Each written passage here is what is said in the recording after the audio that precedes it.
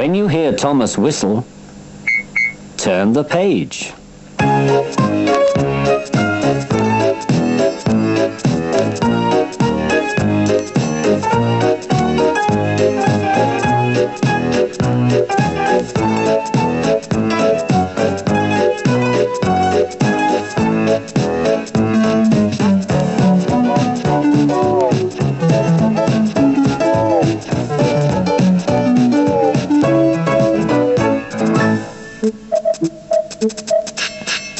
Duck takes charge.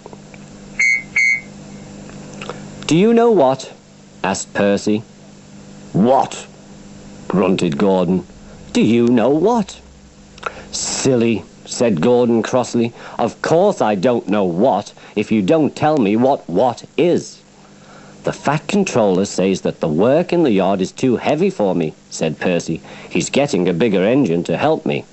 "Rubbish," said James. "Any engine could do it," he went on grandly. "If you worked more and chattered less, this yard would be a sweeter, a better, and a happier place." Percy went off to fetch some coaches. That stupid old signal, he thought. He was remembering the time when he had misunderstood a signal and gone backwards instead of forwards. "No one listens to me now. They think I'm a silly little engine and order me about. I'll show them, I'll show them," he puffed as he ran about the yard. But he didn't know how. By the end of the afternoon, he felt tired and unhappy. He brought some of the coaches to the station and stood puffing at the side of the platform. "Hello, Percy," said the Fat Controller. "You look tired." "Yes, sir, I am, sir," said Percy. "I don't know if I'm standing on my dome or my wheels." "You look the right way up to me," laughed the Fat Controller. "Cheer up.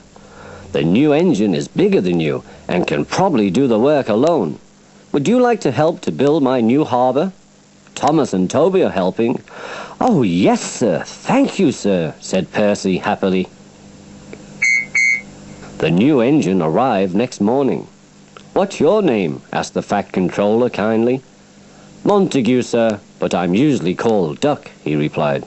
"They say I waddle," the engine smiled. "I don't really, sir, but I like Duck better than Montague."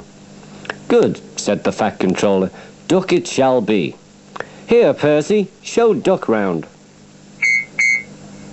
The two engines went off together. Soon they were very busy. James, Gordon, and Henry watched Duck quietly doing his work. "He seems a simple sort of engine," they whispered. "We'll have some fun and order him about." "Quack! Quack!" they wheezed as they passed him. Smoke billowed everywhere. Percy was cross, but Duck took no notice. "They'll get tired of it soon," he said. "Do they tell you to do things, Percy?" "Yes, they do," answered Percy crossly. "Right," said Duck. "We'll soon stop that nonsense." He whispered something to Percy and then said, "We'll do it later." The Fat Controller had had a good day. He was looking forward to hot buttered toast for tea at home. Suddenly he heard an extraordinary noise. "Bother," he said, looking out of the window. He hurried to the yard. Henry, Gordon, and James were wheezing and snorting furiously while Duck and Percy sat calmly on the points outside the shed, refusing to let the other engines in. "Stop that noise!" bellowed the Fat Controller. "They won't let us in," hissed the big engines.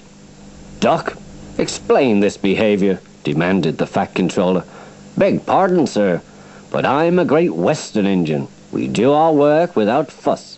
But begging your pardon, sir, Percy and I would be glad if you would inform these, engines that we only take orders from you."